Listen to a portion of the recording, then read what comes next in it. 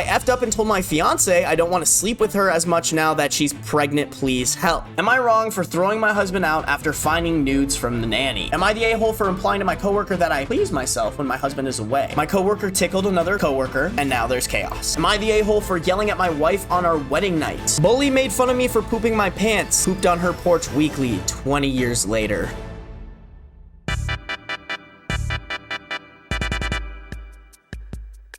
Bully made fun of me for pooping my pants. Pooped on her porch weekly 20 years later. This girl was a relentless bully at a private Catholic school where I didn't fit in. Granted, I did have some bowel issues and pooped my pants semi-regularly, but she was one of those bitches that was just born to be a mean girl. Her brother even made fun of my brother for being overweight. When I first moved into my first apartment when I was 19, it so happened that her brother and her both lived together with their sorority sisters and frat brothers a mere block away. My roommates and I drank heavily at the time, and upon finding out that they lived there, decided it would be hilarious if we pooped on her porch. Well, it was so fun that it became a drunken tradition with 10 plus people. Oh my. One person who is accustomed to pooping on your porch. Okay, bad. 10 people who at any given time are like, I'm drunk, I'm gonna go shit on your porch is crazy. That is so fucking Why didn't I think of this? In my head, I know like 4 people I would have done this to in college. Well, it was so fun, it became a drunken tradition with 10 plus people off and on for the next 5 years, at least once a week.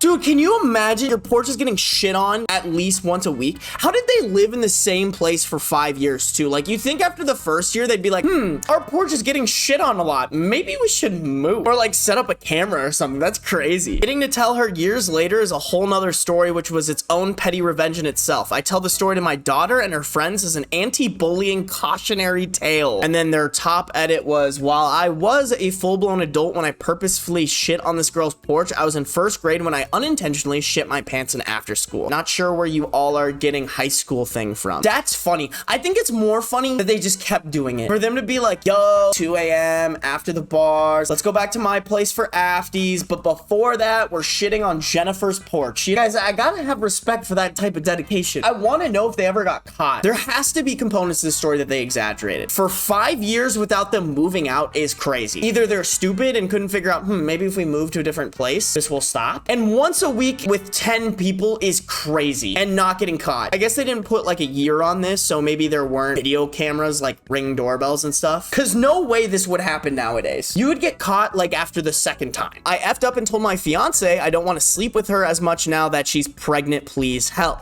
I want to start off by saying I do not understand lying. Like, the skill needed to know when to lie or know how to tell good lies is lost on me. Since I was a kid, I have been very honest, and I can probably count on one hand the times I've lied to others. It's just not something I'm good at. This especially becomes an issue when it comes to tactfulness. My partner has, on multiple occasions, cut me off when speaking to others when she knows I'll say something bad. It's just not a thing I'm good at. My fiance is 7 months pregnant. We are both very excited to be parents. The pregnancy has put a strain on certain aspects of our relationship, primarily sexually. We used to have sex at least thrice a week. Since she's begun showing, we've gone down to maybe once every other week. I'm not overly bothered by it and thought she wasn't either. I rationalized the decrease to her being more tired now that she's growing a person in her and things becoming more sensitive. So it turns out this wasn't the case. She recently told me that she wants to have sex more than we used to before pregnancy. I've done my best to oblige, but we haven't been doing it as much as she wants, and now it's clearly on me. Yesterday, I rejected her advances and she got upset and told me that she doesn't feel beautiful anymore since I won't touch her. I told her that I still, of course, think she's beautiful. She then asked me if I thought she was still sexy. I told her she was indeed sexy, but then she asked me if I want her physically less now than when she was pregnant. So as the title implies, I didn't tell her that I did want to have sex with her as much as now, but I assumed this was a normal feeling. Pregnant women are built for function. So I told her I found her more sexually attractive before she was pregnant. She cries, calls me every name she can think of, gets out of bed and throws some clothes on, and goes to her parents' place. She's now not returning my texts or calls. I want to apologize and assure her that it's not her fault, and how she looks now has no bearing on my love for her. What should I do? It's hard because I don't want to blame the pregnant lady. Pregnancy hormones go crazy. Like, that could be definitely a contributing factor, making them extremely emotional. And that with them already feeling not pretty and then hearing the truth is just like salt in the wound. The pregnant fiance, we can't expect them to be more understanding misunderstanding, but that's kind of what needs to happen. Because I think it's really healthy that the person communicated like, hey, I'm currently not as sexually attracted to you, and that's why I can't keep up this pace that you're requiring. I don't want to blame OP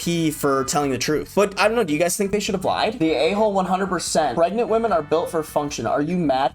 I don't understand this line. When I read this, I don't think that English is OP's main language. I don't know, Izzy. I feel like it's not that he doesn't love them. It's like, oh, I'm just not in the mood as much. I'm not pregnant, and if I didn't feel beautiful, I would want to be reassured. Yeah, I'd be a little mad if they lied and found out, but please be nice. So are you guys saying that OP should have had sex with the wife even though he didn't want to? Because now we're getting into consent. Yes, the wife should be sexually supported, but in a way that's comfortable for her husband. I want to be sympathetic to a pregnant woman and the issues that pregnant women go through, but also if OP doesn't want to have sex, that can't be ignored. If this were for some reason the opposite way around, where like the girl wasn't in the mood as much as the guy is, I feel like we would be backing the girl. We would 100% be backing the girl because that's what's expected. So like here, the genders are reversed and I want to back the dude a little bit. Consent is important on both ends. This is a really hard scenario. Like, I don't really think anyone's in the wrong. I think it's a complex situation that requires conversation that keeps emotions in mind, but tries to be more logical. Pregnant lady is hormonal. That's affecting her emotions, and she clearly is having a body image issue that is very tied with sex. I think what's important is OP was saying, like, it's not that I don't love her anymore. It's not that I don't think it's her fault by any means. It's just like, I'm not in the mood. I'm not sexually attracted right now. I don't think OP should be in trouble for that. Just want him to reassure her that his love for her hasn't changed. I think he did. Hold on. She doesn't feel beautiful anymore since I won't touch her. I told her that I still, of course, think she's beautiful. Then she asked me,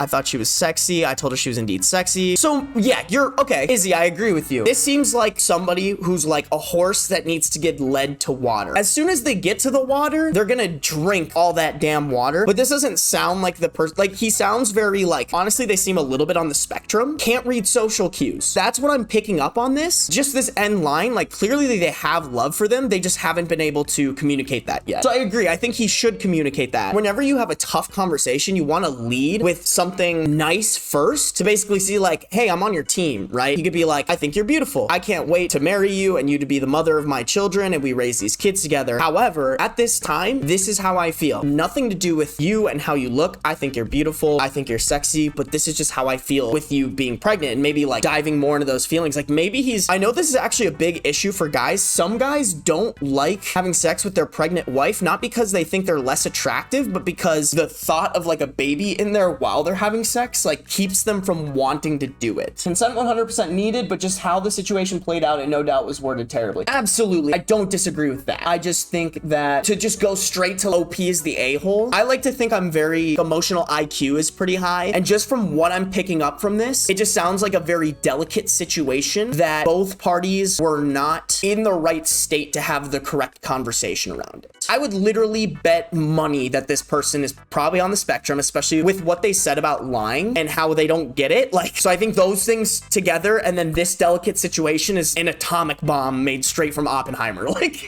I think he needs to rephrase himself, and communication is key in the situation. Absolutely. If my partner told me they were less attracted to me because of X, I'd be mad upset. Would you prefer if your significant other didn't communicate to you why they weren't attracted to you? Because maybe it's like, hey, I've been less attracted to you because you've been not keeping up on your hygiene. If they're feeling like that, wouldn't you rather them address it and be like, hey, I still love you? Obviously, in a loving relationship, being attracted to someone is important. And if there's something diminishing that, addressing it and seeing if there's a solution to that problem is way better than that person just ignoring it or like not addressing it until maybe it completely diminishes their attraction to you and ends the relationship. Like, it's short term versus long term. Like, in the short term, it is a hard conversation to have, but in the long term, it could save the relationship. I think they need to sit down and talk things out. It seems like miscommunication issues, and he needs to be more understanding to her. Absolutely. I also think the pregnant wife there's some understanding on her side too. I don't think one side is more wrong than the other. I think, like you said, it's just sitting down, identifying like, hey, this is how you are, this is how I am. How can we work together so that we both are happy, or we both are at least on an understanding with each other? I don't think it's okay for OP's consent to not be considered. I'm very curious what the comments say. We're going to definitely dive in the comments comments. Please help. What do you want me to do? Build you a time machine? And do not tell her pregnant women are built for function. Okay, yeah, that part probably wasn't the best thing that they could have said. Time to grovel and finally figure out how to be more tactful. You knew it was a problem, but you did nothing to fix it. Like, fix what? I mean, other than communicating and talking about it, which is what they were doing. I guess it probably was not the right situation to be doing it in. I guess the built for function thing is really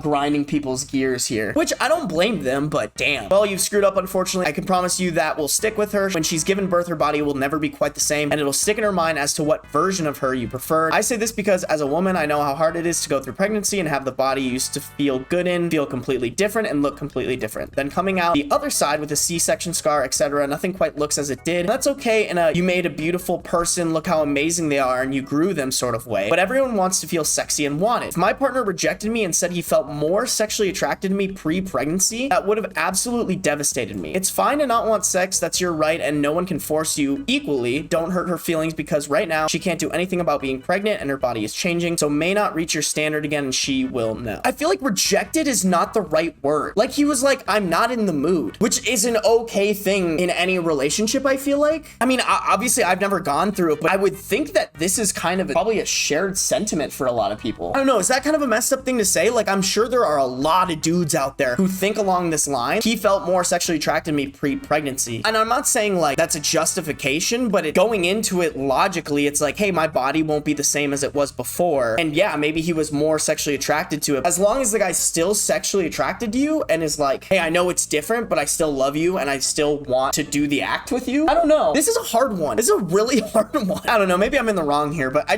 think the consent part is important. Like, clearly there's something non-consensual here. Is OP completely out of the water? Absolutely not. But I don't think they're 110% in the wrong like everyone's shitting on them. Am I the a-hole for yelling at my wife on our wedding night? I, 32 male, have a best friend, 30 female. Me and my best friend have been friends for almost 20 years, and she's almost like a sister to me. Me and her are completely platonic and have never even thought of the idea that we would hook up or date. I met my wife, 31 female, in a bar about 3 years ago. Immediately, I told my best friend all about her, and she gave me tips on what to say and how to ask her out. When I knew me and my wife were getting more serious, I introduced my best friend to her, and they seemed to get along great. They would talk about makeup and pretty much anything girly. They seemed to be really getting along, which made me more than happy. A little while later, I proposed to her, and it was a memory I could never forget. Her family was there, my family was there, and of course, all of our friends. While preparing for the wedding, my wife gave me the shock of a lifetime and told me she didn't want me to talk to my best friend anymore. She told me it seems as if she has a crush on me, and she doesn't want to feel insecure about her big day. I told my wife I would talk to her, and that's exactly what I did. I talked to my best friend and told her what my wife had said. She told me that she didn't want to mess up my happy relationship, and that if my wife wanted her to be out of my life, she understood but was heartbroken since I have always been a brother to her. She left and I was devastated. On the day of the wedding, what was supposed to be the happiest day of my life, I was miserable that my best friend wasn't there to see me and celebrate with me. That night, I got so fed up and ended up telling my wife that it's her fault I had the most horrible wedding day. She started to cry, but I was too angry and stormed out. I still haven't contacted my best friend or my wife, so am I the a-hole for yelling at my wife on our wedding day? Edit, a little more info for you all. I could understand how my wife would be insecure since my best friend is tall, skinny, and the definition of a model, and my wife is short and has many insecurities. I still love her nonetheless, but I can see how that affected her. Also, for those of you saying I didn't fight back, I feel as if I explained the situation wrongly. When my wife told me about the crush my friend had on me, I didn't know what to think. I went to go talk to my friend to see the truth if she liked me or not, and she assured me she didn't. Surprisingly, my friend was the one who suggested she stay out of my life. I didn't tell her anything about her not being able to speak to me. I think OP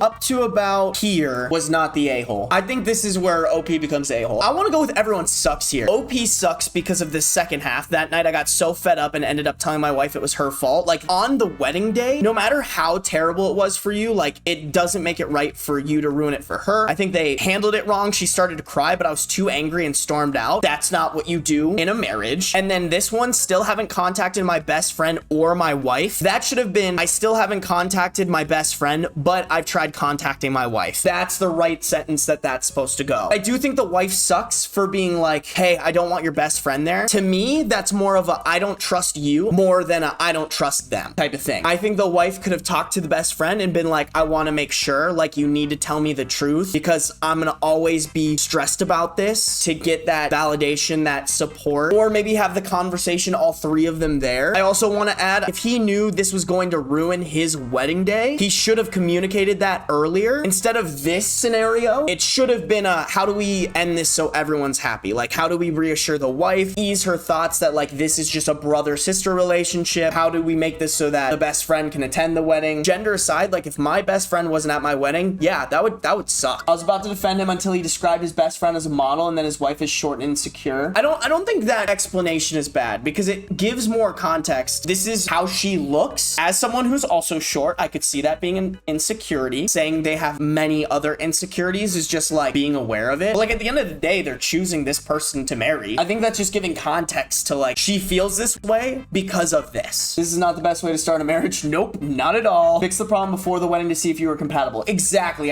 That was the main point I was trying to get at, was like, OP should have stood up and been like, hey, this is gonna make my wedding day terrible. So we got to figure out a way for this to work. How do we make sure that they're both happy and they both get something that they want, or at least be able to compromise, right? Everyone sucks here except for the best friend. Like the best friend was like, you know what? I see where she's coming from. I'll take it to the chest. I'll be out of your life. Like that is literally the perfect reaction. If I were the wife, I would feel bad. Like, if OP came back and was like, she literally was like, okay, I'll leave you alone. Like, I'm sorry, that's how your wife feels. I would feel like a shit person. That is a crazy, healthy response that deserves respect. Am I the a-hole for implying to my coworker that I please myself when my husband is away? I have been at this company for about 2 years now, and one of my coworkers, John, and I have become pretty good friends and get along well. We are both happily married, just friends, though we do catch up on life during work hours. My husband has been away on a business trip for 2 weeks now. John and I were chatting in the office this morning, and I mentioned to him that I've been at my house alone for the past week and pretty bored without my husband. He asked me what I do to pass the time and that I must be a bit pent up with my husband gone for that long. I was surprised he said that, but I felt comfortable enough around him that it didn't bother me, and I chalked it up to playful banter. I jokingly told him that I know exactly how to please myself when my husband is away. He got really awkward and uncomfortable, and we've been distanced since. I just checked my inbox and there was a meeting on my calendar from HR. I tried to message John, but he's not responding, and my manager came by my desk and told me that my behavior is ridiculous and to not speak to John until I'm told otherwise. Pent up is like a weird, like, yes, it can be like sexually pent up, but I could also see how they were like, you're pent up with your husband gone, like meaning like you're just like antsy to have somebody to do things with. I could definitely see this being more of like a misunderstanding between coworkers, and like that's what I would tell HR, that's what I would tell John. I will say I think John is being a little bitch about this. Like I get it, it's kind of weird with like a guy-girl situation, but he just sounds like a pussy. Like, oh hey man, newsflash, girls also masturbate, get over it. And like for a girl to share that to you, that's like kind of a privilege. Like that means that they trust you on a very high level. I love talking with girls I'm dating, my gal friends, like whatever, about like, yo bro, you jerking off or what? Like to ghost them and to go to HR like, whoa, they said this. It's just like, bro, get over it. Update, I just got off my meeting with HR. I was able to convince everyone that it was just a misunderstanding and that I meant I can entertain myself while my husband is away. It's interesting though, John didn't bring up his comment in the HR complaint. I brought that up myself and he got scared and began to say that he meant it, that I must be bored in the house all alone with nothing to do. I let him have it. They won't be pursuing a formal investigation because they're chalking it up to a misunderstanding, but they are keeping everything on a record in case anything happens again. They are moving John to a different team temporarily, and my manager apologized to me for being harsh with me earlier. I will not be speaking to or interacting with John going forward. My coworker tickled another coworker, and now there's chaos. My company had a relatively informal, somewhat relaxed working environment in the past where colleagues generally got along well and we had a decent time together even while working hard. Unfortunately, that balance has been upended in a department I work in. 2 weeks ago, my coworker Rachel kicked the power strip under the desk in her cubicle, so she slipped off her heels and crawled under to pop it back in. The young woman in the cubicle behind her, Monica, had a serious lapse in judgment at this point. She knelt down and slipped an arm around Rachel's ankle, and she was vulnerable and began tickling her feet. It was an unusual moment to say the least, and reactions ranged from amusement to mild horror. If you asked Monica, she would say she only had a light hold to avoid getting kicked during a playful moment that went too far. If you asked Rachel, she'd say she was rendered largely immobile and humiliated. I didn't have the best view, but it looked to me as though reality was closer to Rachel's side. Our manager Phoebe rushed in after several seconds of laughing / shouting to break it up. It was a good thing she was there because I thought for sure Rachel was going to slug Monica otherwise. Phoebe walked Monica to HR and we wondered if Monica was done for. Apparently they allowed her to remain with the company but told her she'd be dismissed if she put one toe out of line. Hehe.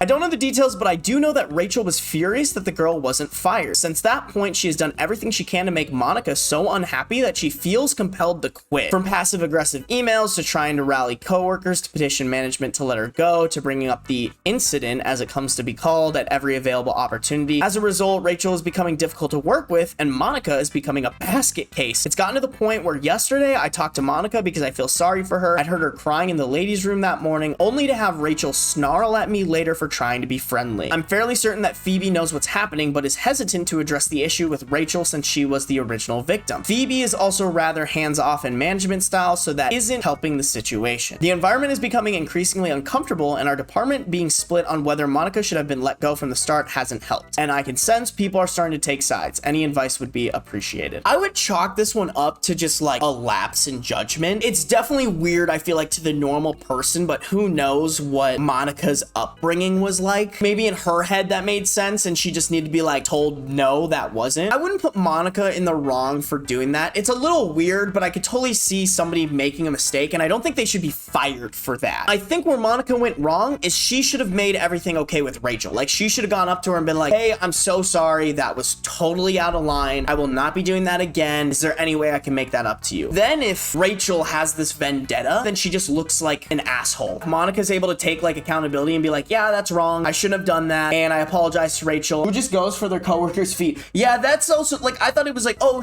they tickled my sides. Like, that's totally different, but feet is like, ooh. Monica, the tickler, left the company last week. I don't know all the details, but I reached out and she said that she and management came to an understanding but wouldn't say more, and I didn't push. She was a middle child in a large family that showed a lot of physical affection, and tickling wasn't something vicious or mean as far as she was concerned, and it was probably that background that contributed to her lack of judgment. I won't make excuses for her actions, but I really feel bad for her and hope she finds another position and she can learn from her mistake instead of being punished for it further. She's clearly an extrovert, and feeling cut off from people and caught in an atmosphere of hostility and isolation really affected her. Though how much pressure was from Rachel and how much, if any, came from higher ups, I couldn't say. I offered to have coffee and catch up, and if she takes me up on that, I might have more info in the future. As for Rachel, once Monica was gone, some of the coworkers expected her to gloat or strut around, but she's been awfully subdued. She doesn't talk much about anything except work, even inconsequential things. Perhaps that will change, but it's as if she didn't know how to react once she got what she wanted. As far as I know, our manager never confronted her, though I won't swear to that. Things seem to be getting back to normal. Otherwise, our boss brought some treats and we did a couple of fun group exercises and people have relaxed a bit. Still, I am wary about how quickly things can get deeply uncomfortable. And that's sad. I don't think Monica should have felt like she needed to leave. Maybe we didn't get the information, but it doesn't sound like Monica took responsibility for her actions, and I think that's the most wrong thing. It's one thing if you do something because it was like normal in your family and you thought like, oh, in a work environment it won't be bad, but it ended up being bad, and are able to be like, oh, that's on me, I'm sorry. Now after it happened and like seeing other people's perspectives, I can see how that was wrong and I apologize. If there had been that, I think I would feel a little bit more bad about Monica having to leave. Am I wrong for throwing my husband out after finding nudes from the nanny? I'm 28 female, my daughter is Cassie, 11 months old, and my husband is 35. So basically it's just what the title says. I had Cassie and then returned to work, psychologist, as I could never be a stay-at-home mom. I'm actually French but live in the US, so when I returned at the 4-month mark as I had a difficult birth, we looked around to find a nanny to look after Cassie whilst myself and Alex were at work. We saw a few girls, but then one of Alex's colleagues suggested his daughter who had dropped out of college. Let's call her Liv, 20 female. Everything went well. Admittedly, I did notice her being quite attached to Cassie, but I brushed it off as a good friendship between the two. She also liked Alex. It was obvious she had a crush on him, always batting her eyelashes and giggling. I actually found it amusing as I'm confident in myself. He always laughed it off with me too. But then on Thursday night, he asked me to do something on his phone whilst he bathed Cassie, and I saw some pictures flash up from Liv. When I looked at them, they were obviously sexy nudes. She was wearing skimpy lingerie and in provocative poses. I looked back at the history and she had been sending these for a while. As far as I can see, Alex has never responded, but obviously texts can be deleted. When I asked him, he got defensive and told me to stop using my psychiatrist's tricks on him.